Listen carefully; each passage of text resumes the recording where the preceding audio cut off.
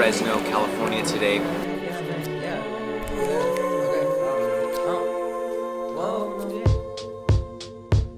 Okay, sometimes I hold my breath, yeah. I don't got no time to spare. I could go my way, go yours. You see real life, I see toys. I don't got no time to spare. What's up, everybody? It's Steph DeFaro, also known as Stephen Pacheco. I'm here with one of my good friends, longtime friends actually, named Anthony Bonilla out of Corona, California, correct? Correct. Good evening, I everyone. gotta make sure I get that right. I'm like Corona, near, LA territory. But yeah, man, thanks for jumping on the show. I know it's been not hectic, but I know we have totally opposite schedules. We do the same thing. We're in the same kind of line of work, but our lifestyles are completely different. But you're a longtime friend of mine, man. And honestly, I'm really grateful that you're making the time for me today just to come on and share, some of your perspective. Here at Luxic Vue and with my brand, I believe that perspective is everything. And, everybody has their own perspective, and not to say one's right or wrong, but I believe that the people tuning in can most likely relate with you or I or any other guest. But I think that you have a powerful story. And I kind of want to unpack that a little bit because I know you. We've been, in each other's mutual circles for, I would say, over 8 years, right? It's been a while. Yeah, man. It's been a while. Yeah. 7 years, just about 8 years, 2021, yeah. About 8 years, man. I remember back in the day, man, the Vima days, network marketing. I feel like that's where I embarked on the journey of personal development. And I don't know about for you if it was the same. Same goes for me, yeah. Yeah. Vima verb changed my life, man. Yeah, man. It's something about that mindset, and also the camaraderie with the people that were just involved, overall. I think that, right. I mean, bar none. I mean, now, you'll enter in organizations and we can not mimic, but recreate that same energy, the coming together for a like-minded purpose, and I believe that, like I said, that's why we're here today. But so tell us, man, you're growing up in Corona. What's that like? Well, I mean, I actually grew up in East Los Angeles. Recently moved to Corona 2 years ago. My wife and I bought our first home out here, which is probably like 45 minutes away from LA. But I mean, I'm 30 years old, grew up in East LA, born and raised there mostly all my life. It was quite a bit of a struggle. I mean, just the environment itself, a lot of, a great culture, right? Mainly Hispanics, Mexicans who live there, but a lot of violence around the area. Luckily for me, I was able to stay away from that. But growing up there, I mean, I remember as a child, my dad loved going to parties and drinking, and your typical Hispanic, father just, yeah, man. And my mom was the opposite. She was more of like, staying home, with the family. We did go to movie theaters or to the beach, right? So, but I mean, I did learn a lot from both of them, and I cherish everything they have taught me. Obviously, different visions, different personalities. But as a kid, I remember my dad being gone a lot, my mom crying at night because he wasn't home. And I just didn't understand why she was crying, right? Because I was very young. So I remember I was the only child for about 7 years. And then my sister came along and then my other younger brother. But I really wanted my father's attention, right? Somehow. And I didn't know how to get that. And I found he was a soccer player. He played semi-pro in Mexico. And then he came across the border following my mom, who was born here in Los Angeles. But I remember he was a soccer player and I would go watch him play, and I was just not interested because after the games, he would like to go party and drink with his friends. But So somehow I just say that again. So it was almost like a turnoff for you. Yeah. I didn't like the sport because of that. But somehow I just found a passion for soccer, and I know you're probably wondering, like, how does this tie into like entrepreneurship and what I do now? But I think it's the main part of my story where it all started. So I fell in love with soccer and I started playing at the age of 10. The only reason I wanted to play was because I wanted my dad's attention, right? And he signed me up for a team, and his friend was a coach. And I remember not playing much because I wasn't the greatest. I was just starting. But I look back, and it comes down to like my journey now with whatever I've done the last few years. Like I've heard mentors tell me, like, you don't have to be great to start. You got to start to be great, right? So I wasn't a great soccer player, but I had to start somewhere, somehow, to become great, right? So my dad's friend was a coach, and I remember we're in the finals, and we were playing a tough team, and obviously I didn't play that game because it was a tough game. Yeah. My dad wasn't there, and I came home crying, and I didn't want to play soccer anymore. Long story short, my dad started his own soccer team.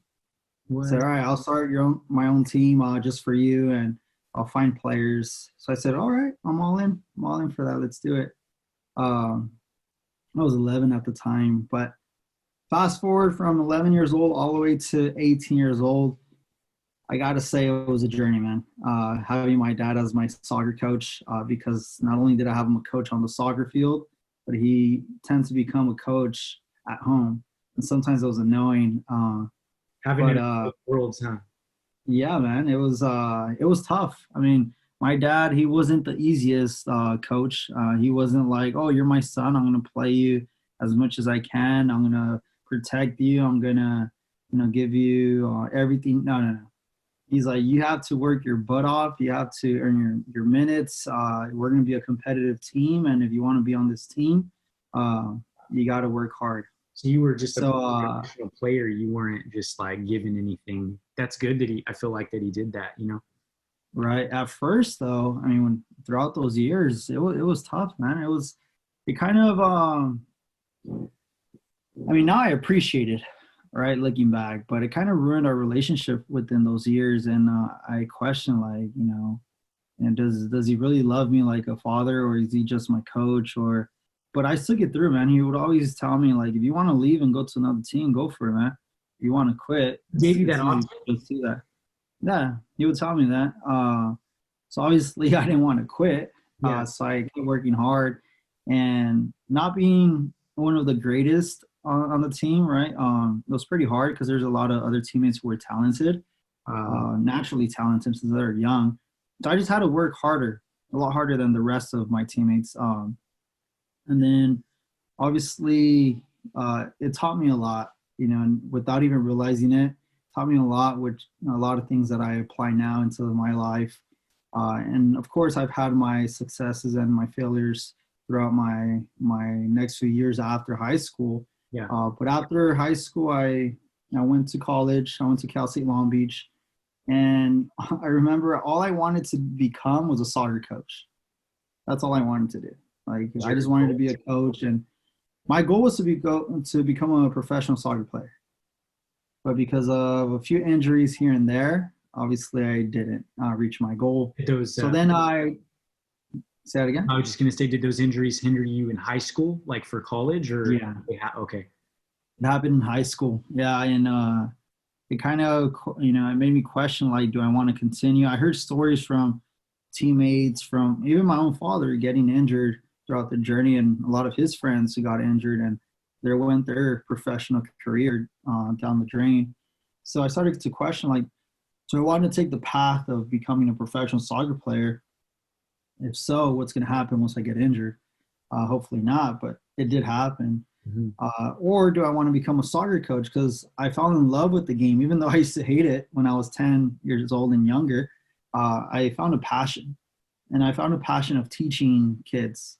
I wanted to teach the kids, the stuff I didn't learn when I was younger, right? And I wanted to teach them, mentor them the right way. And obviously I took a lot of the teachings that my dad taught me throughout him being my coach, right? So it kind of, and I've been coaching soccer now for, 12 going to 13 years, since I was 18. So I took on kind of like a part-time job. I was helping my dad with his new soccer teams when I was in college. But then I was in college and I wanted to be a soccer coach, and that's all I wanted to study. So 5 years into college, I didn't finish. I remember questioning what I want to do for the rest of my life. Do I want to continue to finish school? I was already making an income coaching, and I had a passion, right, for it. And then I remember using that income to pay for school, but then I was like, it just didn't make sense for me. And then 2013 comes around. It was early 2013. It was on, I joke around saying this, but it was true. It was on Valentine's Day. I was sitting in the library at Cal State Long Beach, and some guy named Jonathan, who was the person who pretty much introduced me to network marketing. So this is where my entrepreneurship journey began. He was talking about money, cars, traveling, the lifestyle. And I was listening. And at that time, I was thinking, what am I going to do for the rest of my life? So after hearing that, I was like, you know what? I need to approach this guy. Like, what is he talking about? So I reached out and I was like, hey, what are you talking about? Like, I'm interested. Oh my God. And he had just joined Vima that week or that day.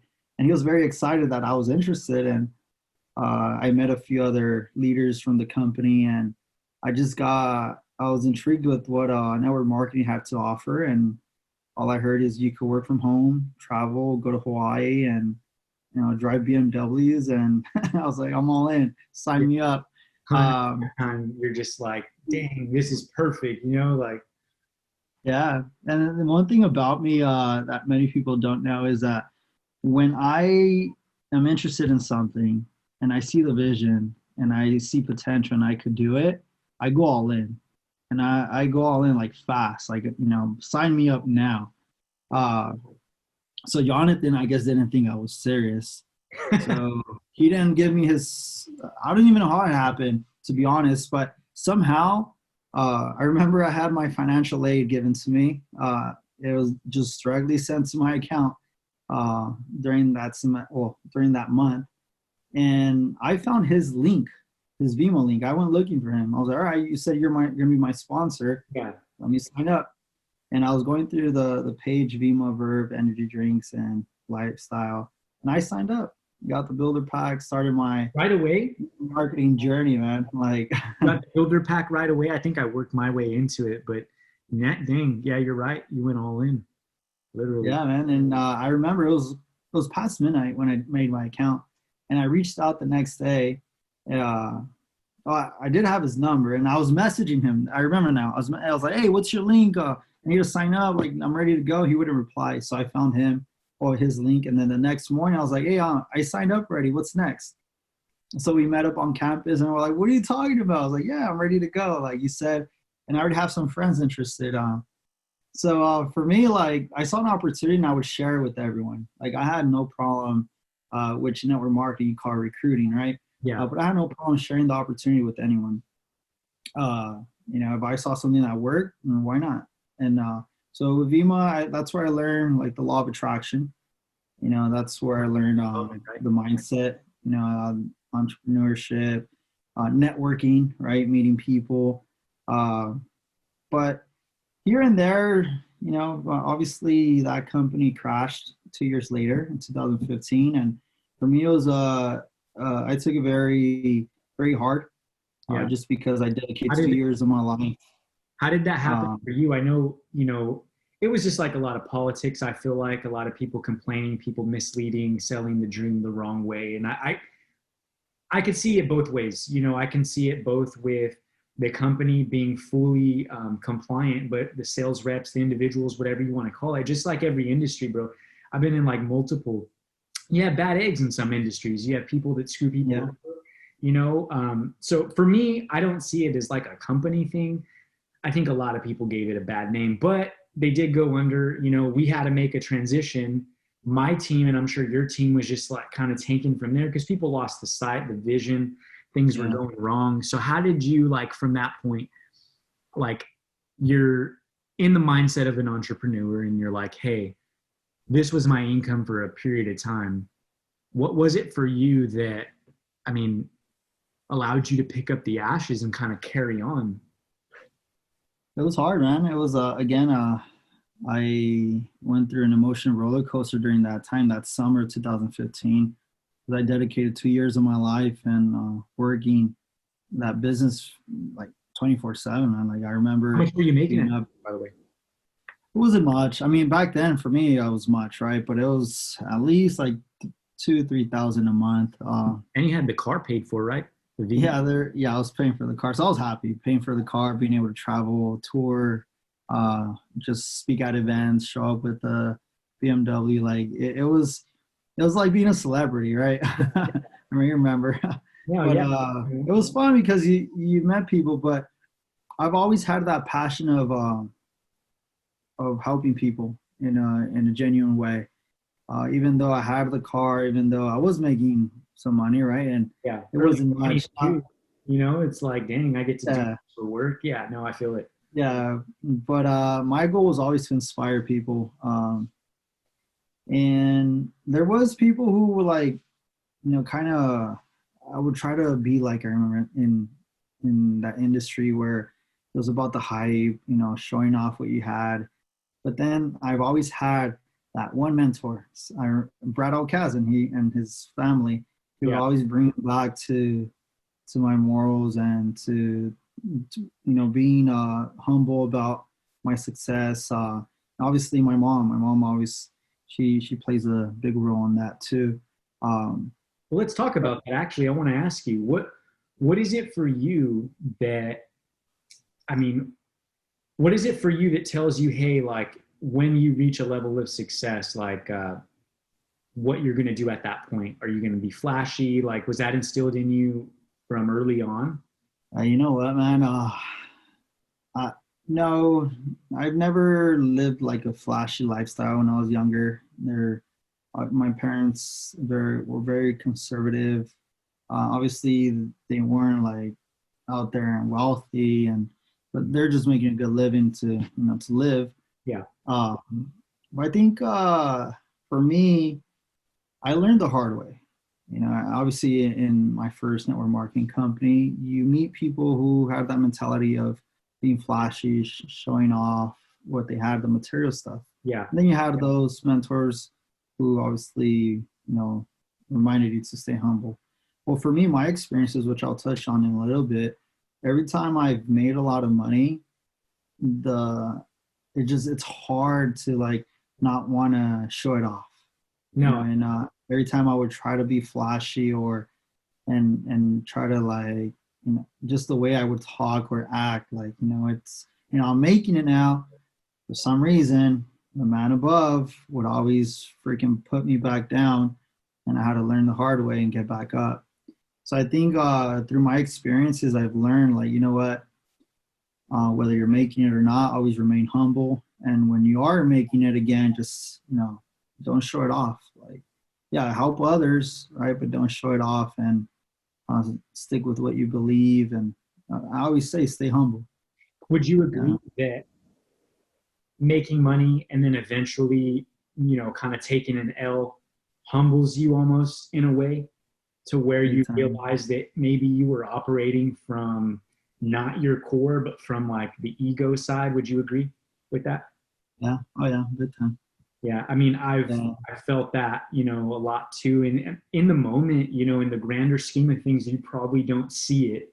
But then once you're put in a situation where you're tested, I feel like oftentimes you'll be able to retrospect and be like, dang, maybe I wasn't acting out of, in alignment with what I really believe. Maybe I let that get the best of me. But I agree with 120% with what you're saying, man. Seriously. So let's talk a little bit about, aside from, that circumstance that you encountered with, at that time, your network marketing business that was generating you $2,000 to $3,000 was kind of coming to a halt. For you, fundamentally, what do you think were the big key takeaways that were able to actually help you in your, in your not so great circumstance once the business was kind of like coming to?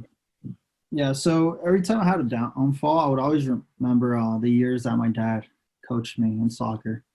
when times got really tough, and he would tell me, you know, well, quit and go play somewhere else. It's like the times with my, you know, businesses where, or whatever I got involved with, where it gets hard. It's like, I feel like he's talking to me like, quit. But Almost just like testing you, right? yeah.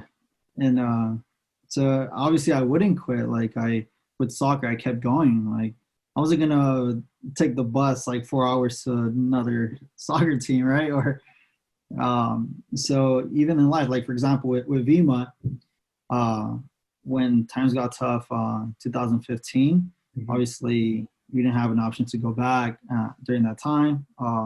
So I stepped away from network marketing for about a good month or two. Yeah. I just couldn't get over the fact that I built a big team, and then all of a sudden it was just taken away, just like that. You almost felt responsible emotionally, financially, like for all the individuals that were kind of like looking at you as this leader, which you were. You know, I remember, you know, clearly, I remember you had a big team, you know, and but I felt the same way. I didn't have as big a team. Maybe it was like a fifth or a sixth of what you might have had, but I felt the same way. So I'm following you, man. You know? Yeah, I mean, even if you had one person on your team, man, like that one person is looking up to you, and I mean, you just feel bad if you shared a vision, all of a sudden, you know, it just collapses like that. So for me, I stepped away from network marketing after that. But then a few people, so obviously within those 2 years in Vima, obviously other network marketing companies and leaders from other companies would come and recruit your teams. And I always had that problem. And I just felt like you always had to keep recruiting, and right. It was hard. I mean, I could do it, right, and I was okay doing it, but a lot of people in my team just, you know, couldn't do it. So with it, it takes like a right type of person though to see the vision and to stick it through. And often what I'm finding now that, you know, we're a little bit wiser, right? It takes a certain person to believe in themselves, not only to see the vision, but self-belief comes in as well. And that's where I'm finding a lot of people, they don't believe in themselves because they can't imagine themselves being outside of the comfort zone, I feel like, right? Yeah. Would you agree with that?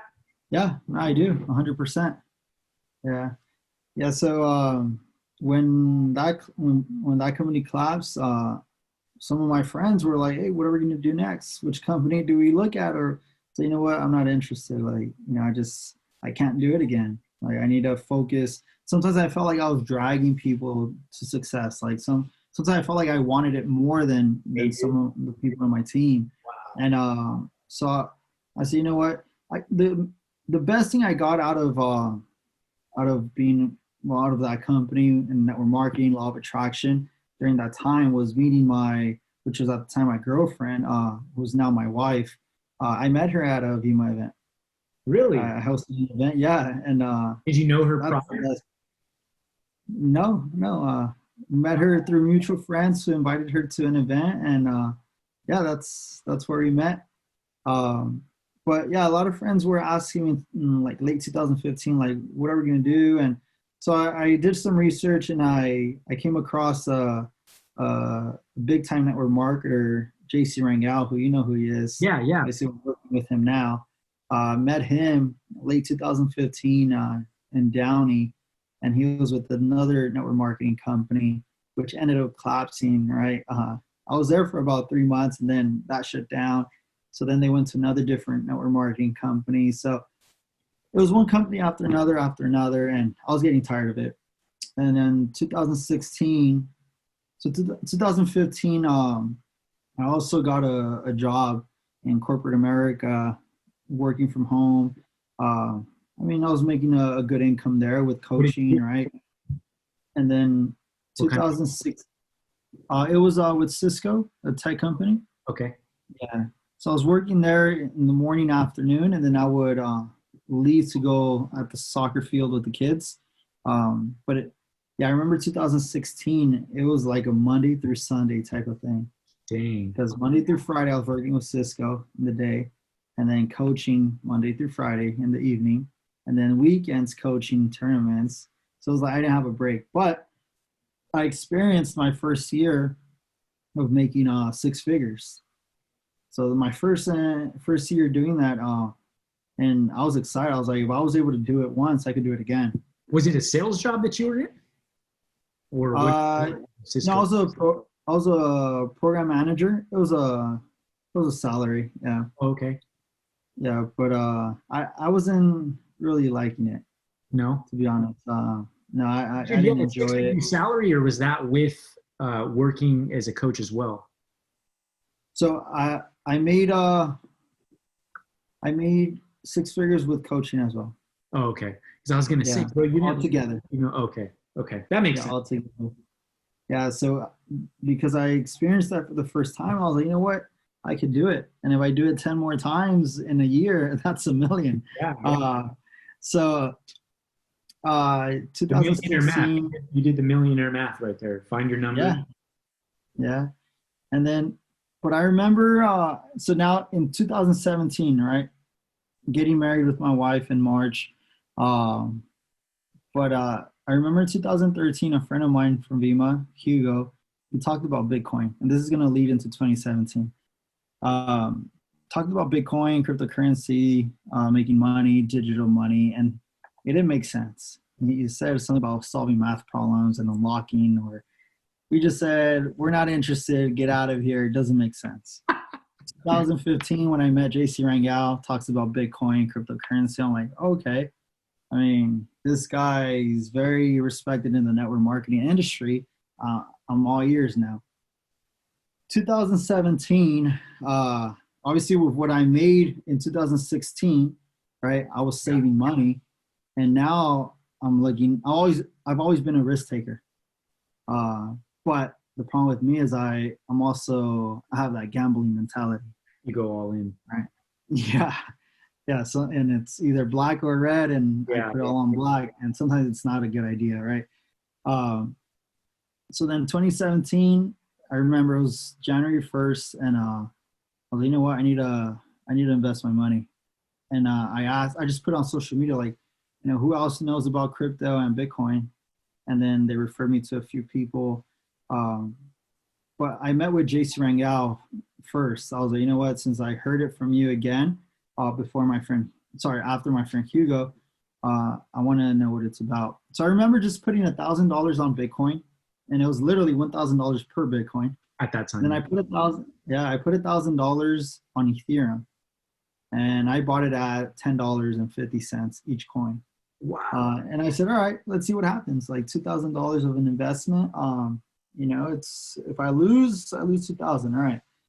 And keep in mind, I'm getting married in March, so I didn't want to go all in this time because if not, yeah, it'd be bad. And just So for then, the record, January 1st is my birthday for those that are watching, remember, in a month. But anyway. And so then from January till February, Bitcoin, well, my money doubled. I'm like, holy shit. Like, so now I'm thinking, all right. How fast did it take? Was that month or? It was yeah, like in a month. Yeah, less than about a month and a half. Less than about a month. That's the year that looked like a bull run, right? Yes, sir. That's when these were the most interesting years. And this is why, if you notice my background, the beach and all that, I'll kind of share my lifestyle with crypto. I miss it, man. But so the $2,000 I invested, obviously flipped, became 4,000. But obviously me, always being that gambler and going all in, I was like, shit, had I put the amount of money I had and my savings into crypto, it would have doubled. So then I started buying crypto, like before my wedding. I was like, I'm buying crypto here, buying crypto there. Like, come on, like, setting up new exchanges and then just going all in pretty much. And I remember in our honeymoon, I was looking at my crypto wallets, like just all these coins like spiking, like hitting a bull run. And I saw 6 figures again, like fast within 4 months. I was like, holy crap, like let's keep going. Wow. And then all of a sudden in the summer, it kind of takes. How much did you have invested to make 6 figures? Do you remember?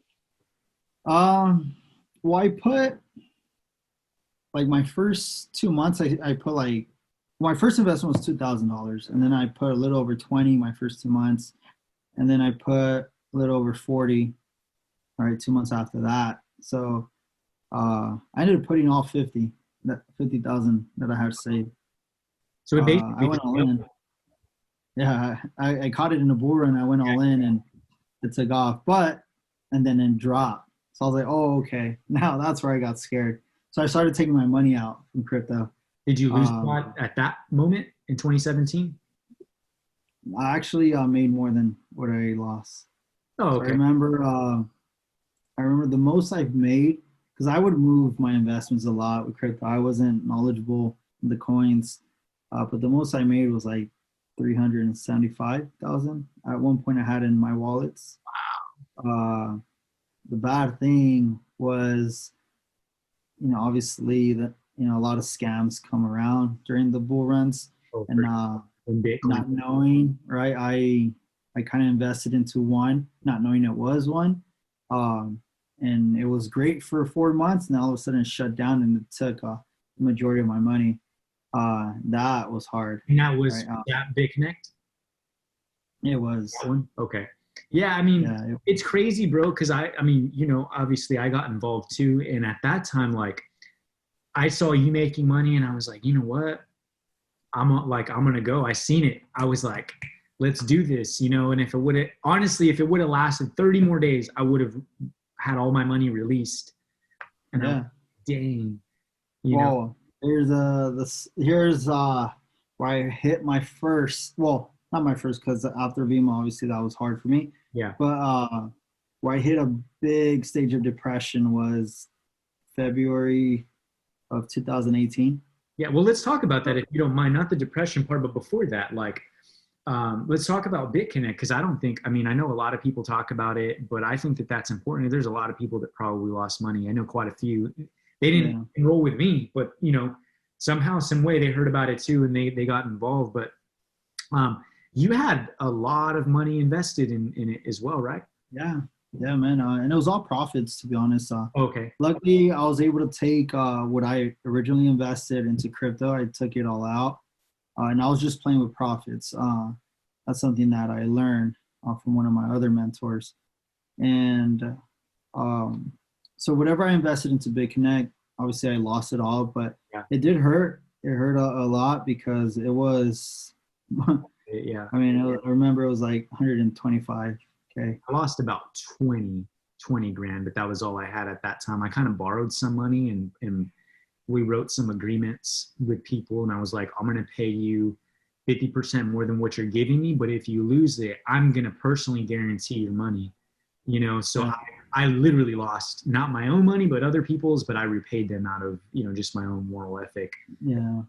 But yeah, man, I mean, for a lot of people that are not taking risks, for the audience that will soon be listening to this, show, that's a lot of money for anybody. I don't care what you do, whether you're a multi-millionaire and you're investing, that's a lot of money. So for, people like ourselves as well, losing that much, like Anthony's saying, I wouldn't see a way to not fall in the state of, sort of depression, or, almost like another crossroads. It's very similar. It's that same predicament. You feel like you're in a rock in a hard place. You feel it on every fiber of your being. How can you not? It's like, this is happening to me, not physically, but wow, it's crazy, man. It is definitely crazy, just overcoming those obstacles. How long did it take you for you to come to like your own senses and to feel like, hey, this is what I got to do to make it right? Like, I know for everybody it's different, but what were you telling yourself, assuming after that part, like, what was it that you told yourself to feel not just better, but to feel motivated, to get that fire under you, to say, hey, if it's to be, it's up to me? What did it take to get you to the point? Well, I mean, I just look back on how, obviously, it all ties back to coaching, right? Like with my dad, me playing for him, and don't quit. But when I hit rock bottom there, I realized that that's probably one of the years where I became a lot more flashy, and kind of like the lifestyle of traveling. Dude, I was traveling to a different country every month.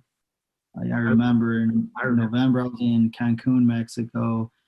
December we went to Jamaica, and then January we went to the Bahamas, and then all of a sudden we're in Hawaii in February, and freaking March. Forgot where. Oh, Punta Cana. Like, dude, Yeah. it was great. Like, I fell in love with the lifestyle, and we call it the laptop lifestyle, right? Were you and still working your job, or did you quit at that point? no, so when so I gave my 2 week notice. I was like, you know what, with my investments that I have in crypto, like I can make what I'm making there like in a month. What I make in a year there, I'll make it in a month. Like, but it didn't last a month. So you know how you mentioned that, in 30 days your funds would have been released. Well, Yeah. for me, the next day it would have been released, but the day before, that's when it crashed. Dude, So I remember that crash, Anthony, like vividly. I had just moved and was unpacking. I moved from San Diego to Fresno. I was unpacking and I was in my truck unpacking my stuff. And my buddy texts me and he's like, bro, don't look at your wallet right now. And I'm like, what do you mean don't look at my wallet, like my crypto wallet? Look at my wallet, bro. And I was just like, what the heck? Like, dang, this is real. It turned 0 to 100 real quick. Seriously, it was like freaking Goliath at Six Flags. He just dipped so bad in a few hours. Yeah. The thing for me, I think, was I didn't want to go back to working for the man again. And I consider every job, eventually there's humility and there's nobility in having a 9 to 5 job. I'm not going to down talk it. I used to as a kid, in my early 20s, just like yourself, screw a job. I still have that same mentality, but when I'm in a job, man, it's kind of hard for me not to feel like I want to be in control, So we used to say I'm psychologically unemployable because you're almost like, I know what's going on here, but I need to do it, for my livelihood. Right. But I just didn't want to go back, man. For 3 months, I had, money saved up that I didn't lose, but I was like, what do I want to do? What do I, what do I want to do? What am I passionate about, Right. And it was tough. And that's how I kind of got into solar, honestly, and construction. But for you, so like you came from this 6-figure lifestyle, living out of your laptop, man, basically traveling the world. Yeah. I remember this. That was why I got involved in crypto, and, it crashed, January of 2018. It leads us up to that point. And so I experienced the bull run. And the first time experiencing crypto was the greatest because it was the bull run, right? Got in at the right time. And then, unfortunately, not being educated enough, I also experienced the bear market, and it took a dip. And I mean, what sucked too was that I had given my 2-week notice. So 2018 was pretty rough. I was still coaching. I'm still coaching as of right now, soccer. But I've always been coaching, and I still keep doing it because I just have a passion for it. It's hard for me to stop coaching these kids. Like, honestly, they keep me going. And throughout these years of downfalls, like they've kept me going. And even like this year with COVID, they play a big part of why I'm still here in the earth. And I'll kind of touch on that in a bit. But in 2018, I mean, January, when the bear market happened with crypto, all the way through June, early July, it was rough. It was really rough financially, like just making ends meet. My wife and I had our little apartment in Norwalk. Started talking about, starting a little family. And then she gave me one of the best news. Did you naturally feel pressure with that? No. I wanted to, like, we wanted to get married. Like, I never felt pressured. I don't mean pressure like it's for the family, pressure financially because of the situation you were in. Definitely. Like, I knew, like, we wanted to have a baby. And in that moment, I've always been the type of person that's like, all right, if I want something, or I always just tell myself, all right, what do I have to do to make it happen? Right? What do I have to or what I have to do to afford this, or whatever it is, right? It's not like negatives, right? yeah, it's not like, oh, I can't do that, right? Like I'm just gonna give up. It's like, all right, what do I have to do to reach my goal?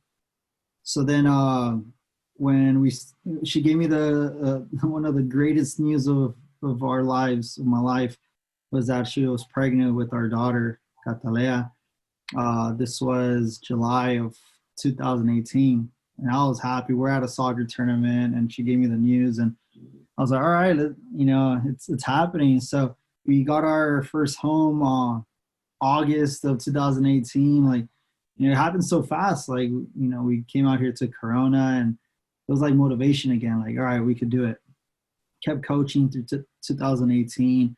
2019, I remember I got back involved with network marketing because I just had I've always had that passion, like, of helping people, and people kept reaching out to me throughout the years, like, what are you involved with now? Like, what are we going to do now?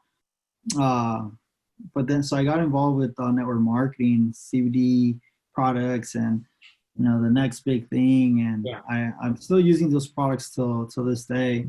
Now, quick question about network marketing, because there's many companies out there, and obviously you're an advocate for network marketing. So for the audience that are involved, really quick, and we'll just kind of touch on, because I feel like we breezed over just network marketing as a whole.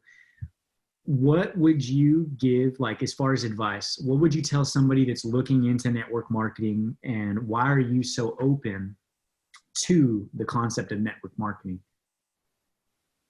Honestly, for me, it's a great industry because of the people you meet, right? The connections that you make, the opportunities that are given to you because of the people you met. That's exactly what happened to me, right? But you learn a lot, the mindset, being positive. Again, I always talk about the law of attraction. And it's more than just consuming products. It's more, or giving a service. It's more than just drinking the shakes or the energy drinks or whatever product, right, they have. It's pretty much just learning how to become a better version of yourself. Wow. Or how to, if you're that shy person, you overcome that. I mean, I used to be really shy, where I couldn't even talk, like, on stage. And then I remember in network marketing, like, being on stage in front of a lot of people. It's a big audience that you've been from speaking. Yeah, but you learn. I mean, you develop yourself. The self-development is great. But yeah, if it wasn't for network marketing, I wouldn't be where I'm at now. Obviously, it's been a roller coaster, right, for me. And some people would be like, well, I don't want to be there, right? But I mean, I've learned a lot, and if it wasn't for that, I wouldn't have met a lot of great friends, for example, like yourself. Yeah. I wouldn't have been given a lot of great opportunities that I was a part of. Again, I wouldn't have met my wife or had our daughter, right? I mean, it's crazy how everything comes full circle, and you speak about the law of attraction. Give me your interpretation of what the law of attraction is, because I know what I believe, and, like, I've seen it work for myself, and not to take away from any religion that anybody's a part of, or right. anything like that. But I feel that there's a different aspect of the law of attraction that is probably shied over, and it's not just about, hey, think positive, but, like, give me your interpretation. Well, for me, like, everything I've always put my mind into, whether it was positive or negative, it's happened. I mean, as you know, I got the BMW from Vima, right? But I remember in my college years, I went to Cal State Long Beach, but I also went to Glendale College for a year. And there's a lot of Armenians who attend school there. Yeah. And in the parking structure, they had their BMWs, like, they're nice, right? So I would vision that, like, I want a BMW, I want it. And all of a sudden, boom, even happens, and I get a BMW, right? And at that time, though, when you were looking into it, I mean, Vima hasn't presented itself, right? When you were thinking you want a BMW, were you working at that time? Just coaching. Yeah. And so you had that goal of, like, hey, I want a BMW. What was it for you that sparked that desire for a BMW? Was it like the engines revving and just them posted? Oh yeah, just picture yourself. It was a one parking. Oh, sorry. Yeah, it was just one structure, like one building, and they would always hang out on the top, like the highest floor. Yeah. And I would just park over there on purpose because I just loved hearing the engines. Like I'm talking about like M3s, M4s. Well, no, not the M4s, M3s, M5s. Like freaking just their engines roaring, man. Like People that's what I found. penny down money, huh? That generational wealth, most likely, is what I see, huh? Yeah.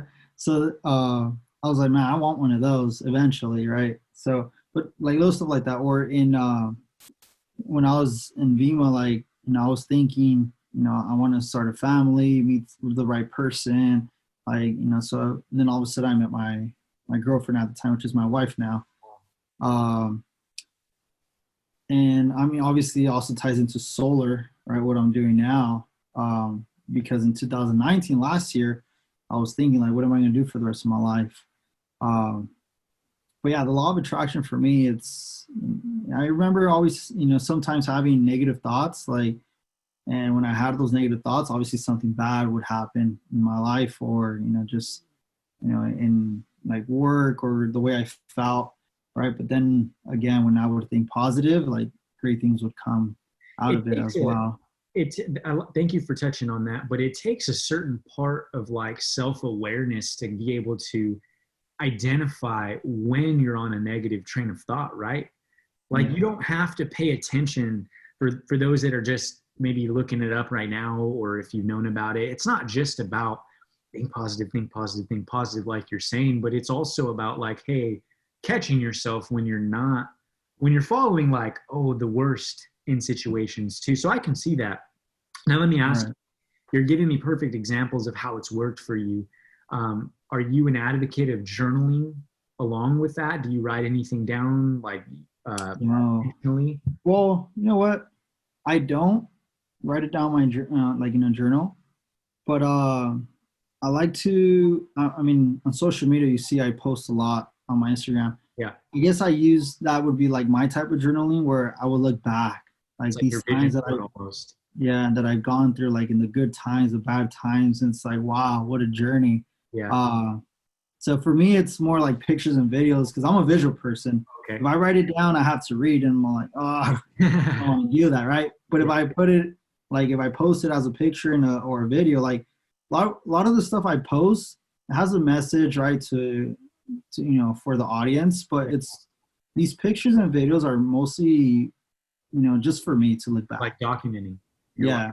Feel the same way, man. It's about documenting the journey, and you would agree now, like you were saying, just kind of posting where you're at, and not so much for the flashiness of it all, but for reflection. I think that's very important. I've done vision boards over the past. I have a journal, and so that's why I ask, because I'm a firm believer in the law of attraction too. My interpretation is very similar to yours. But also to touch on like when you're also in that positive state of mind, you're attracting more people that are on that same level, if not right there, but I'm sure you can also agree on the negative end. If I'm only focusing on like the worst, that day or that week or that month, you're going to kind of start experiencing more worsts of people, from the moment you wake up. If you hit your foot on your bed, you're in a mad mood, your day escalates unless you catch yourself, One thing, you didn't hear me, but I asked a question, but you were explaining something. I was just going to ask for the audience, you were talking about overcoming your fears of being a public speaker, and I can relate. What is the biggest crowd that you've spoken in front of, whether it be network marketing or whatever? What would you say? I mean, it was in San Diego. It was one of the Alcazan's events. It's like a regional event. Okay. It was had to be at least over 1,000. Yeah, I would say they did really big events, so most likely over 1,000, couple thousand, I would say. But I mean, I've seen people speak, in bigger crowds. You're talking about 20, right?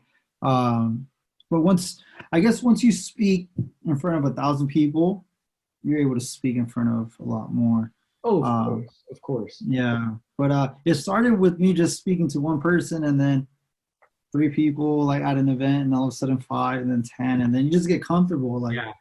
and you're just sharing your story. Like for me, I guess it became easier because all I did was share my story. So I knew what I was talking about. You Yeah. know, it wasn't right or wrong. It was just my story. You know, I'm the one who lived it, so I'm just Yeah. The expressing. confidence. Yeah, but Yeah. that's pretty much all I did. But it's helped me a lot. Yeah. Now, so this brings us to the tail or like the middle of 19. You bought your house. You had some exciting news. Your baby. She was born in 2019.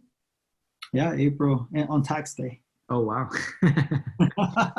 Get the write off if that's okay to ask. Is that too soon? No. I never knew when the cutoff for tax day was until she was born. Oh wow.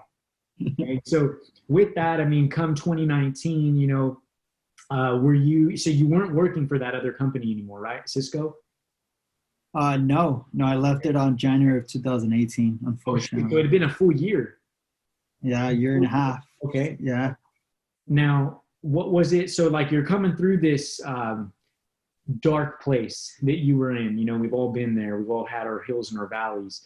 But for you, what was that like beacon of light that you were chasing next? What sparked that? Like, Yeah. So in January of 2019, I met with another friend that I had met back in 2017 with crypto.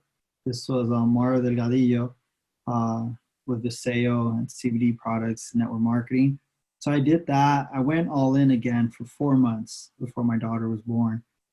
And I built a pretty big team, right? Well, this time was like 30 plus people within 4 months. Um, but then she was born, and everybody that I had brought into that company, I was obviously were just customers of the product.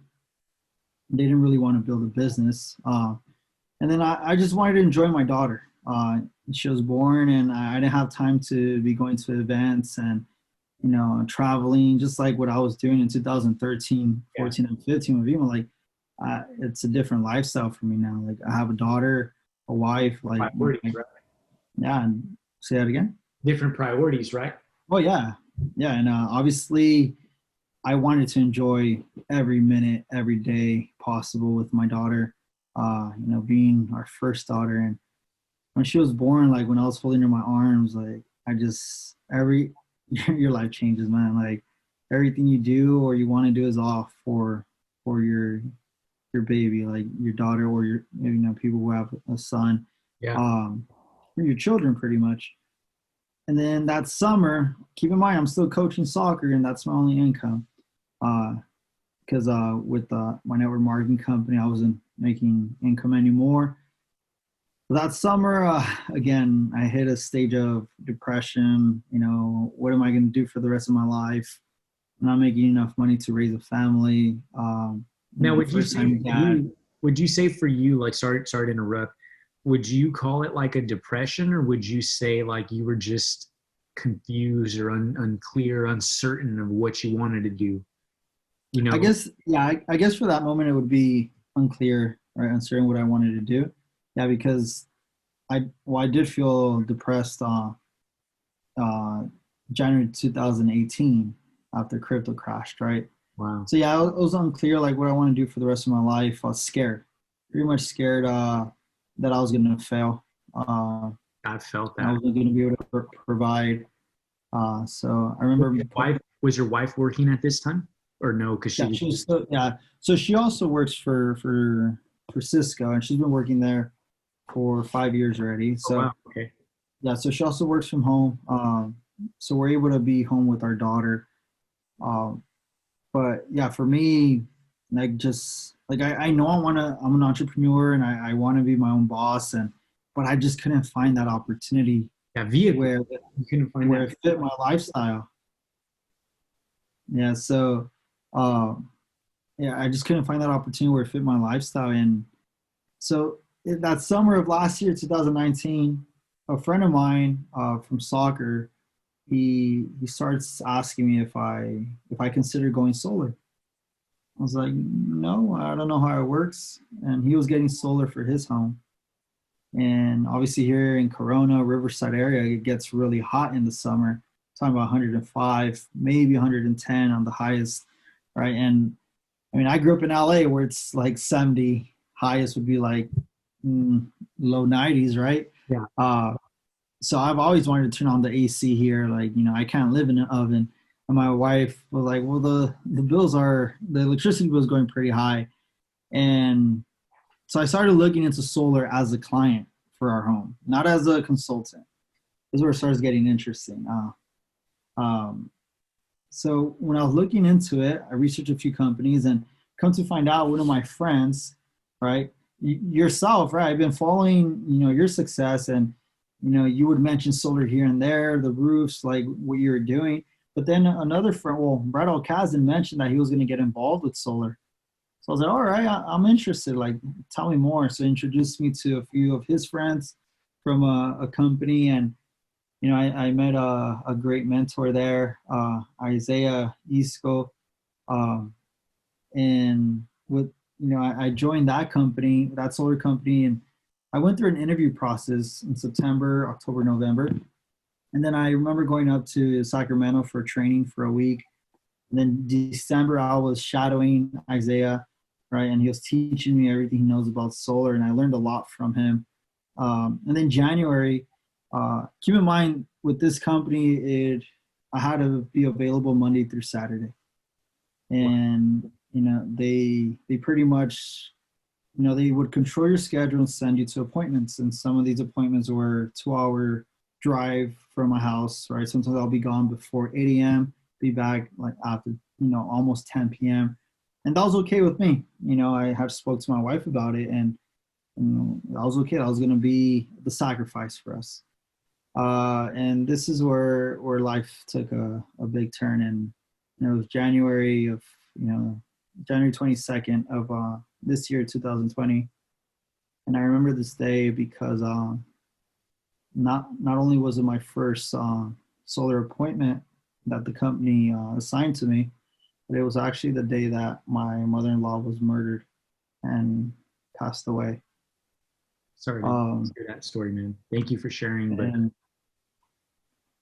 and my in-laws were supposed to move in, well, not with us, but closer to us, to help take care of our daughter.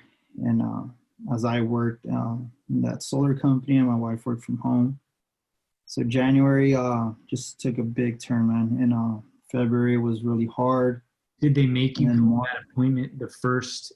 I mean, even though, like, you know, you heard the news and stuff, did they still make you go? So that appointment was like it was in the morning. Okay. I remember it was probably like around 10 or 11. And then I was excited. I came back home, and then the incident happened that evening. But obviously for January, February, I was kind of on and off with solar. I had to take some time off, even though I was literally like brand new. Yeah, I had to take some time off to be there for my wife. You know, and I think you did the right thing. You didn't put, you know, your goals or anything ahead of family, and I think that that's important because oftentimes, you know, you're an entrepreneur, you can agree, or even just going all in. Sometimes we tend to focus too much in one lane. Yeah. And we're not thinking of the people that we're affecting, whether it's your girlfriend, your wife, you know, your son. So I'm following you, man. But I think you did what it takes, and you did what a man would do, you know, to kind of be, you know, for them. So you took some time off. I mean, what was it for you to where you felt like you wanted to get back in the industry? Was it because of the vision, or? Well, throughout late January and February, like I was on and off with appointments with that solar company, and I had to try to balance, you know, be there for my wife with everything that was going on, and then I was trying to, you know, sell solar and driving pretty far and being away from her, you know, while she was working because she took some time off because of the incident, but still having to take care of our daughter. It was just very difficult. And it was very difficult on me having to leave the house and for, almost a whole day, and sometimes not even get a sale. And many times the homeowners weren't even home, right? It was a No shows. no show. Oh, my goodness. Yeah. I remember so the incident happened, and then about a week later, right, I had my next appointment. I remember driving from LA, waking my wife and my daughter up like a little before 6 a.m. because I had to bring them to our house here in Corona, and then drive to my appointment out in, I think it was like Paris, to be there like at 10 a.m. I show up to the door, and the gentleman who opened the door, he's like, "Oh yeah, I just took the appointment to waste your time." I was like, "What do you mean?" He goes, "Yeah, I hate when you guys call me and I tell you guys to take me off the calling list. And yeah, I just booked the appointment to waste your time." Wow. I remember that morning, like just walking to my car. I literally parked the block away, and I was just bawling, man, like what we're going through as a family, and Yeah, for someone to do that is like, and I was telling myself like, right? Yeah, I was telling myself like, you don't do that, like, Yeah. if you just knew what I'm going through, like, so. So I'm really quick. I'm gonna share a story as well, kind of on that, because I've had, during my time, very similar. My cousin, she was 26. She passed, diabetes. Wasn't the best situation for her, and I actually had an appointment when she was sick in hospice. And you're not the only one, man, to bawl like that. So don't feel bad. Don't feel anything. I appreciate you sharing that. Because I feel like that's a masculine trait. You're fine with being vulnerable, and as am I. But with that, man, I was in an appointment, and this guy was just being so rude, and I couldn't understand why he was attacking me. Was it because he saw a sales rep that looked like me that he didn't like? Did someone screw him over before? What did he not trust? So I'm like trying to think about all of the different scenarios as he's talking to me, because I'm trying not to feel jaded in that situation, because I know it's not me. Because I don't lie to people, bro. I'm super transparent in the sales transaction. And I feel like I do a good job explaining things to people, and I build value in my presentations. I'm not just like, sign here. If you don't sign, like, I hate you. Nothing like that, Yeah. But I remember he was attacking me because, we were in an appointment with him, his mother, and he was an older gentleman, and he was, I think, a mortgage, like a loan officer. And he shows up super late, very inconsiderate. I had already done the sales presentation with his mother. Very sweet lady, man, super welcoming. She was just cool. We had a good time. And then he shows up, and then he's acting like he's, like the king, which I respect everybody. But when you're coming at me just because you have a nice watch and some shoes, bro, I'm so past the physical presence of somebody. It's like, who are you at your core? Because if you're this ugly person beneath the suit that you're wearing and the meat suit that you're wearing, I don't really have business talking to you. I don't want to talk to you. So, but I remember, man, I was so emotional because of what was going on with my cousin, that he was like just coming at me sideways, and I couldn't hold it in because he was just pushing those buttons, man. And I started like kind of tearing up in that moment. That's never like me, and I never had to go somewhere where I'm in that situation where somebody that I know can no longer be helped, but I'm in front of somebody I don't even want to face, yelling at me, and got emotional, man. And I just kind of like, emotions went through because I wanted to be there with my cousin. I didn't want to take that appointment, but I did it because the company needed me, and they needed me, I wasn't going to not go. So I show up, man, and I'm just like kind of tearing up a little bit. And I just told him, I was like, you know what, man, I don't care how this looks, but I'm finding it in me to act and treat you with respect. And I find it difficult that you're acting this way. I didn't want to be here. I don't want to talk to you. I don't want to talk to you just as much as you don't want to talk to me. But the crazy part is I have a cousin that's like passing away, and like I have to deal with you, So if I'm wasting my time, I'll pack up and leave right now. I have no problem doing that, But I was What do like, you I say? don't, and I was like, I don't know what happened to your day, or like, what side of the bed you slept on, but I'll leave. I have no problem. And he just kind of looked at me, and he walked out of the room and comes back and brings me like, a Kleenex. Cause I couldn't hold it, bro. I was just like so mad. And I was just like, I was already packing up my stuff at that point, cause he didn't answer. He walked Yeah. away. He brought me a Kleenex and he's like, hey, look, man, I'm sorry. We deal with so many sales reps all the time. Sometimes, they're not authentic or whatever. And he apologized. And I was like, you know what, man, it's okay. I forgive you. Like, I know you weren't attacking me, but right now, like, I'm very emotional because my cousin's passing away. Like, I don't know if you know what that's Yeah. like, but she's my age, she's not going to live the rest of her life. And here I am wasting my time with you, and you don't even want to like be here.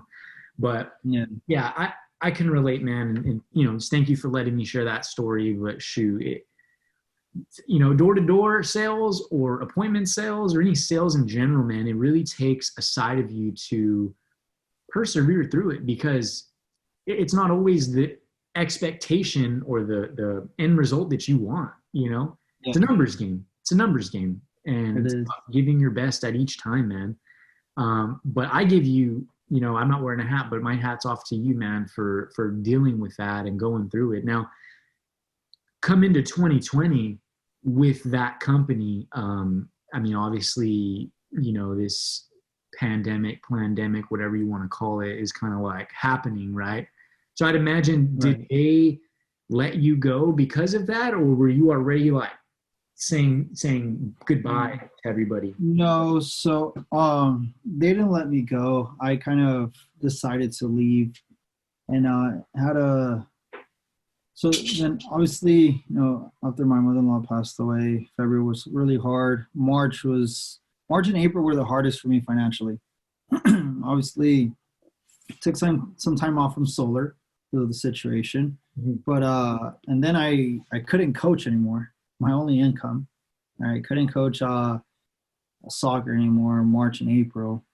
I mean, I couldn't, and so it was really hard financially. That's where I really hit another stage of depression, suicidal thoughts. Wow. And now it was a lot more serious, a lot more difficult. Now daughter's a year old. We have more bills to pay. Luckily, my wife was still working. She took on all the bills Yeah. and helped us get by. But it was just very hard, man. Like, I remember I couldn't even afford a gallon of milk. I couldn't, and I mean, you've probably seen it on my social media. Like, I was buzzing my own head. Like, I couldn't afford a haircut. And it was very hard. I would try to help, here and there, washing dishes, cooking, cleaning, doing the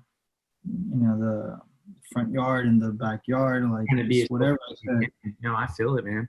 Yeah, but That was your like. We know you're married now because you told us and stuff. But like, was your marriage like a rock for you in that time frame? Like, did you console your wife, or did you go to like anybody, seek outside help, or how did you get through um, it? Because I know it's not easy. my wife and I just got through it together, man. Like, because I was there for her during we're still going through it, right? But when the incident just happened in late January, like, I was there helping her, and then all of a sudden, uh, my situation financially, right, um, happened, but and she was there for me. Like, she was there, and we got through it together. Like, what kept us going was our daughter. Our daughter kept us going forward. That's what gave us the energy to move forward each day. And law of attraction came to mind again. And then when I was having those suicidal thoughts, man, I would just think, like, is it even worth it? Like, giving up. Like, I can't give up. I can't. Like, my mother-in-law just passed away, and I'm over here, feeling sorry for myself because of a financial situation that I'm in. Like, I could definitely like get back from this. I've done it before.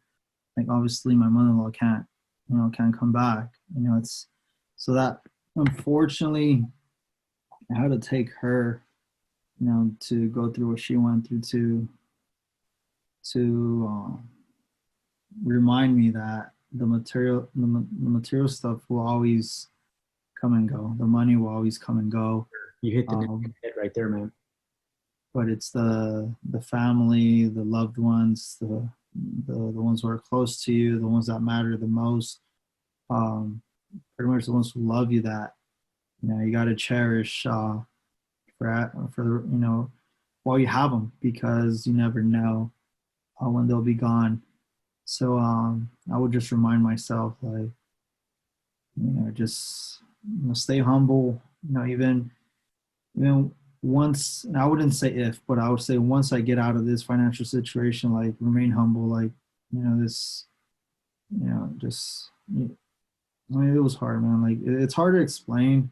It's hard to get into detail without, like, getting really emotional. But I appreciate you just for even sharing it, man, because it takes a lot of strength. It takes a lot of, composure. It takes a lot of everything for you to even mention this to anybody, because let's face it, social media is around. You don't have to talk about everything that's going on in your life, but you're here today, you're on Luxic Vue Mindset, and you're sharing with people those dark moments, man, because you're continuing to persevere and you've done a lot, even though you've hit a snag in the beginning of the year. I feel like right now you've done quite a bit in the solar space, and, you're now mentor with power. I mean, so everything's kind of like, it took well, let's say this, because a lot of people say, just like a bow and arrow, oftentimes every time you shoot, you take a setback, and then you push forward as long as everything is in alignment. And I really feel like for you this year, man, family can't be replaced. I'll say that, because it doesn't matter how much money you make, and you would agree. But again, it's about the people that you're around. It's about being present and literally making the most about it, with every opportunity that you can. And I would definitely say the same. So now, I mean, let's kind of move forward to power. How were you introduced to power? In, I think, April, right, of this year? Yeah. So obviously March, April, going through what I was going through financially, hard times.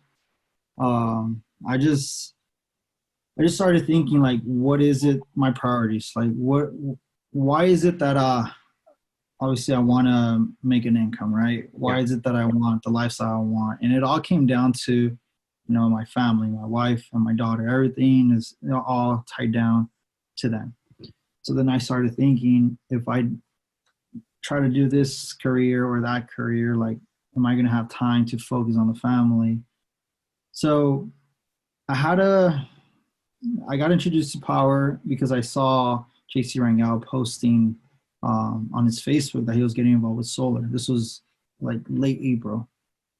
And I didn't join then. I had to think about it for about a good 2 weeks, because the respect I have for the person who trained me in my last solar company, Isaiah, and he went out of his way to train me up north for a week and come down south for another week or two. So, I was attached to that company, but I explained to them that I just, with what we're going through with our family, and then having to be home to help my wife take care of her daughter, like, I couldn't work with them Monday through Saturday and go to appointments. So it was really hard. So I had to make a decision and, give them the thanks and leave them, right? And then power, JC kind of broke it down for me, how I work, the platform online. You work your own hours, your own schedule, work wherever you want through your laptop. Saw the potential, how much more money we could save, homeowners by switching to solar. Obviously, the opportunity as far as like the consultant, the commissions, that for me was mind blowing. And the mentorship program, learning from, some of the best consultants in the industry, while, still getting paid. So I saw a huge opportunity. And again, when I do something and I make sense and I do my research and everything's aligned, again, I go all in. So I started working with Power mid-May of this year. So it's already been just a little over 6 months. But because of the situation I was in, I went all in and, never looked back. Some people say, you got to burn your bridges to focus on one thing. Well, I didn't burn not your bridges, your Ships. Your ships. I didn't burn my ships because I chose to. My ships were burned because of COVID, and like I had no other option. Like it was a complete shutdown for me. So I went all in with Power, and I took advantage of the opportunity, and I tried to learn as much as I could. And I remember I had mentioned it to you, or I don't remember exactly how, but I saw your post, and I was like in a predicament myself. I was let go. I mean, the company stopped marketing on the section that I was in. So it's not like they fired me or anything, because they couldn't market, because the average person, when we're running these appointments, they were clicking from Facebook and they would say, hey, yes, I agree to come to for somebody to come to my house. So right. The company didn't want to waste the money for people because the lockdown happened. We couldn't go anywhere. So they're like, we don't know what to do. We're just going to kind of like freeze everything. You're free to do what you want. And so I'm like, wow, I still had money coming in because, with construction sales, solar sales, roofing, whatever, you're usually paid when the job funds anyway. You're paid a small portion to keep you at bay, but when the job funds is when you get paid. So I had some stuff in the pipeline, and I stopped. Like total, I would say I had stuff still coming in until this October. So like things have been coming in for me, which I've been really, really grateful for. But on the retrospect, yeah, I mean, I knew that income wouldn't be sufficient coming into this new year. So I was like, dang, man, I saw your post. And I was like, I thought you were with a different company, because I remember you with the last one. And then that's when I hit you up, and, we went to talking. And just like you said, I was interested from the moment you told me. But part of me was kind of hesitant, because I'm like, okay, I was with this last company. I'm smart enough to navigate my way through these companies, figure out what I want to know. But if they do X, Y, Z, I'm not in. You got me on the phone with Jonathan Bernasso, and I had all kinds of questions for him. He's like, hey, brother, the company's great, comp plan's great, everything is great. What you need to really decide is like, talk to some of the people, and I agree, culture is like everything. And one thing with Power, they've been great, to us and everybody just involved. But I appreciate you sharing that, with me at that time, because I was also, like I said, I was looking for that next thing to kind of keep me at bay. And overall, it just gives us the flexibility to do things like, hence this show that I'm hosting. It's giving me the ability to help homeowners on my own time, family members, things of that nature, and not be tied down to a schedule that I don't want to be tied down to, if that makes sense. Yeah. So again, I appreciate you, kind of sharing that with me. But tell me, break down that kind of journey. I mean, I know you brought on other people, not just me, but like, what have you done? What are your numbers, for people that are interesting? And I'm not trying to hype things up, because Anthony, he's his own version. Like, I've had my own success with the company, but a lot of people know what I do. I don't really talk about it too much, but for anybody that may be interested, I mean, kind of listen to Anthony, because he's the one that brought me on board, and he's done about, I would say, a lot more deals than I have with the company, but everything is great. Yeah, man. Yeah. Well, I remember when I first started with Power mid-May. My first mentor on deal was with Jonathan Bernasso, and I like his style. And then I assigned a few other mentors to my other projects too, so I could learn different styles as well. I'm like a sponge, man. I like to learn and take all the knowledge I can. But obviously, with the success I've had with Power, and I'll share those numbers with you right now. It wouldn't have happened if unless I really felt like I was home, right? And the moment I felt like I was really home with Power, it took one person to make me feel like home, and that was Jonathan Bonilla. So I remember meeting up with him. I mean, he's such a really busy guy. Like Oh it's yeah. hard to even get 30 minutes with him. But I remember, I think it was in June, early June. I met up with him in somewhere in Diamond Bar. We went to Starbucks and we just sat down for about 15 minutes, and he just wanted to hear my story, like, what's my background, and I couldn't share any solar background, and I think that's what he wanted to Oh hear, right? yeah. So I just kind of share, like, what I went through, what the hard times I was going through, and obviously the incident I went through. Just shared my heart pretty much. So it kind of sold me to to really go all in with this team, with Jonathan Brunasso, with the company Power. Was that within a few weeks, he got me on a Zoom call with another mentor, Cynthia Vidris, and they pretty much just shared with me. So they had created a GoFundMe account to help me out financially, and shared it with a lot of the mentors and consultants within Power, and they all donated, just to help me out. And I was really thankful they didn't have to do that, and did help me get by, for for that month and a half. But I remember I told myself, my first install, like, I'm gonna reimburse that, and I told them I'm gonna save that money for my daughter when she goes to college. But yeah, so they just went out of their way to help me out, right? And so did a lot of consultants. So then I started just pretty much just sharing pictures and videos of installations and solar on my Instagram and Facebook, and sharing our ambassador program with a few friends and family. And it led to one closed deal in May, to another one in June, and then two closed deals in July, and all of a sudden four in a weekend in August, and then five in September, and all of a sudden another one in October, and then another one in November. And it's like it was crazy. It was like it happened so fast. It just, and I was new. Like, all my deals, I assigned them to a mentor. Yeah. And all 14 deals that we've closed with Power were all mentor deals. And obviously what that means is, I was the mentee. I assigned a mentor. They did pretty much all the work, from presentation to closing the deal to pushing it through installation. And I would make 50% of the commission. And I learned a lot. I really learned a good lot thing that they have going on too, where you can earn and learn. Oh yeah. I mean, it's awesome, especially over Zoom.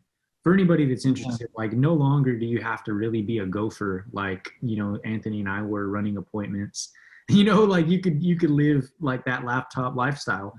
But yeah, man, I agree. So you got these deals done, and like you said, it's 50% of the commission. Now, were all of these deals for you referrals, or were they, for marketing online?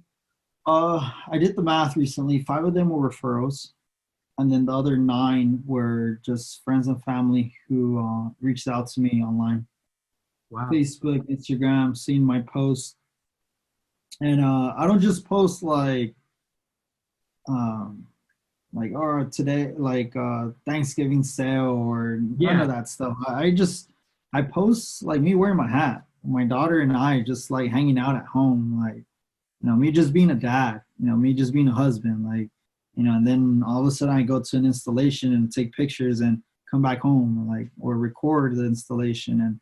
And I just post my lifestyle, like, which is just being a full-time dad, and working part-time as a solar consultant.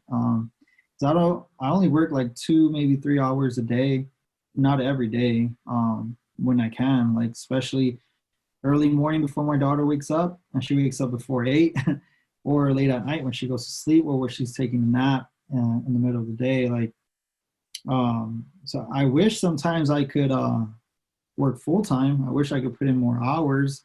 But then again, I remind myself, why am I doing this? What was the reason for it? The reason was to spend more time with my daughter, be able to spend more time with my wife. So I'm okay. I'm happy with the results I'm getting right now. But yeah, with those 14 deals, split commission, that was a little over $50,000 in commission. Wow, that's pretty good. And I know you Yeah, have a lot so of your family and everything, good deals, and so yeah, that makes and sense. that was in 6 months. Wow. Uh, 6 months split deals, and now I started to think like, what if I had closed all these deals? Yourself. Obviously, now that I have a lot more knowledge, I mean that's 6 figures in 6 months. Like, yes, let's go. God's And I'm enjoying being a dad. yeah. God's got you for sure. I mean, it's just that vision, you didn't give up at the end of the day, no matter how the situation or the circumstances look, man. We're all battling those silently and unsilently. And I think you're the type of person to always lend a helping hand. So I think that that's why everything has come full circle to you. You're a blessed individual. Don't take that lightly. I see it, just, I've known you for quite the while, and anybody that doesn't know you, you're a great guy. I'll post, I know you have a family page and I know you have a business page. But for those who care to get connected with Anthony Bonilla, I'll put together his links down below so you can check them out. But yeah, if you want to join our team too, I'm going to drop that in there. Let us know. Let us know if you're semi-interested. We can help you on the road. I mean, at the end of the day, what I believe now, and you could probably agree, that whatever you're doing is more so a vehicle to fund your lifestyle and your passions, right? I mean, Yes. now that we're in this phase in our life, I hate using the term old because I don't really believe that. I think that's, if you're old, that's the energy you bring to the table. I think that whatever frequency you're vibing at is the type of person you're going to be. So if you're living a youthful life, you're going to be youthful, like that's just the way I see it. But with that all being said, there comes a point where you just have to be in that right mindset. And you're a perfect advocate for that, for Luxic Vue and everything we stand for, man, because you're always going to have the certain life circumstances that come at bay and you're just like, what the heck? I didn't foresee that, Yeah. But they say a lot of the times, I don't know if you're spiritual, religious, we'll just leave it at that. But a lot of people say like, God won't give you something that you can't handle. And a lot of people won't agree with that. But on the retrospect, I think that that's true to an extent, because you almost have to become a different version of yourself to get through the mistake that you, or the circumstance that you kind of dug for yourself in a way. And not to say that we're always that person, because sometimes life circumstances happen, but you have to change, right?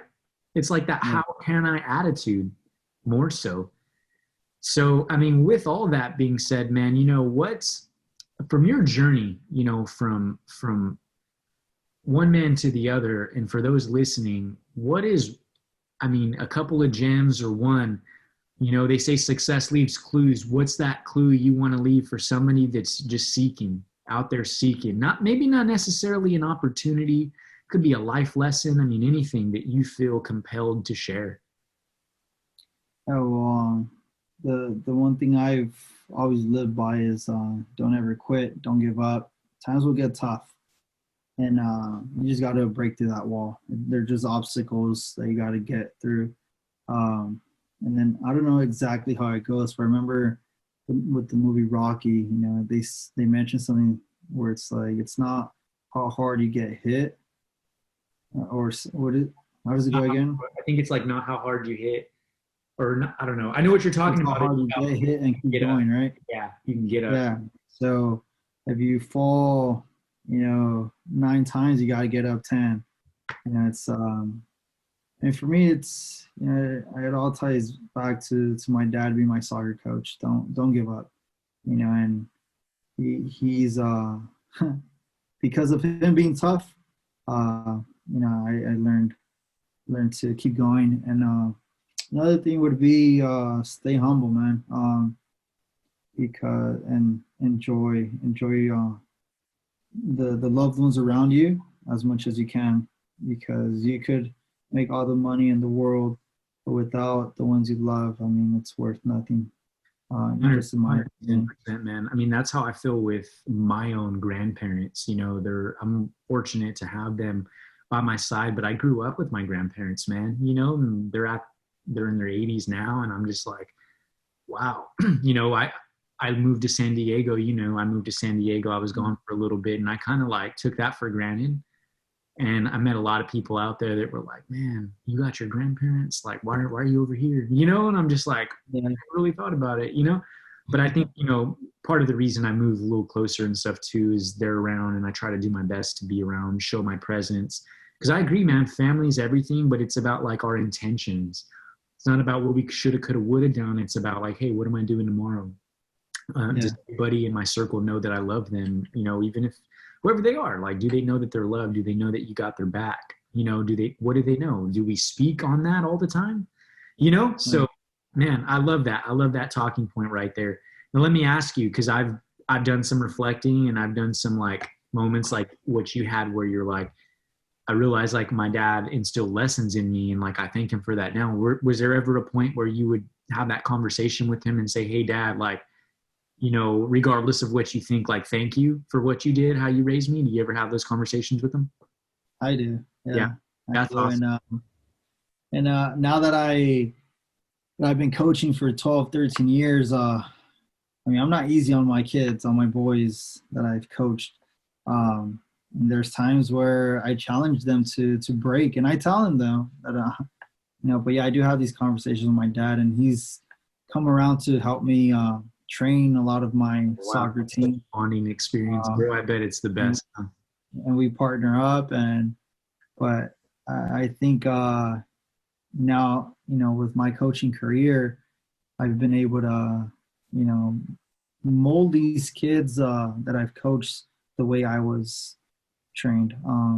Again, it's not easy, but you know, it's great when they come back and they thank me and parents thank me for what I've done. And I mean, it's life lessons that I try to teach them. Yeah, and, you're creating an impact, bro, and it's bigger than money. It's bigger than what money can offer you, and that's what I'm after. You know, I'm after that same thing because at the end of the day, man, you can make money in any industry, but when you can give without any strings attached, you know, I mean, even though you're getting paid to coach, I'm sure like on an emotional level, you really care about these kids. I mean, you said that you've been with the same ones for, you know, a long time, right? Yeah, since 2015. Wow. Team that I have now, so it's 5 years now. 5 years. That's, I mean, just like almost a teacher, you know, but an extended period of time. Like I get it. Yeah. Crazy. That's interesting, man. Well, hey, I appreciate, you know, you being on the show today. It's been one heck of a roller coaster, an emotional roller coaster. Thank you for sharing everything that you've shared. I'm truly grateful that, you know, you're a friend of mine and that we've been acquainted for this long, man. You know, I feel like power's brought us a little closer together, but we've done many business adventures, you know, and endeavors. Yeah. But again, you know, to kind of recap, for those out there, if you're interested in solar, looking into getting into a team, even if you're not, let somebody know, because we believe we found a vehicle to help you, whether it's a side hustle, you could agree on that, or you decide to do it full time. But I have plenty of friends that even, you know, are just ambassadors to get paid to have their family member, you know, if they decide to go into solar or whatever. But man, thank you for being on. I know I asked you if you had any last minute closing thoughts a little while ago, but anything that comes up before we say goodbye? No, I just wanted to say thank you for having me on here. And of course, man. Obviously, my intentions of always speaking from the heart and sharing my story is to hopefully inspire at least one person out there. So if you're listening in and you watch till the end, we really appreciate it. And hopefully my story could inspire you. And you know, just again, don't give up.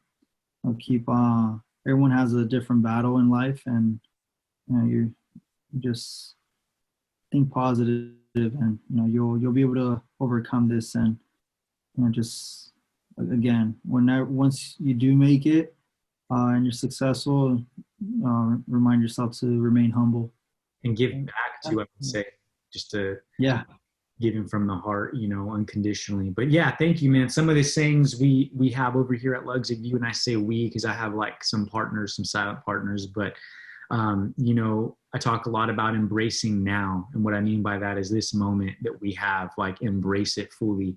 You know, don't, like, if you're somewhere with a group of friends. Don't be thinking and being on your phone, and like be present, be here now, because when you leave, you could be on your phone all you want. And so I say embrace now a lot.